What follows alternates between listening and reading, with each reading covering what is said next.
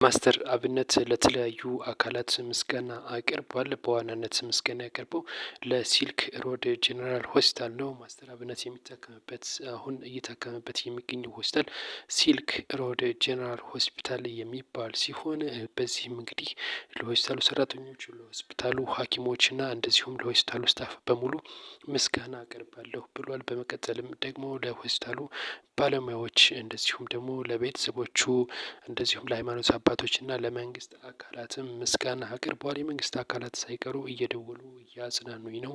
እንደዚሁም ቤተሰቦች ካጠገቤ ናቸው። እንደዚሁም ደግሞ በጸሎት ለምታስቡኝ ለሁላችሁም ምስጋና አቀርባለሁ ብሏል። እንደዚሁም አንድ እንግዲህ የሃይማኖት አስተማሪም እንዲህ ጸሎት ሲያደርግለት ይታያል። በምስሉ ላይ እንደምትመለከቱ ጸሎት ሲያደርግለት ይታያል። ብዙዎችም እንግዲህ በጸሎት እያሰቡለት ነው።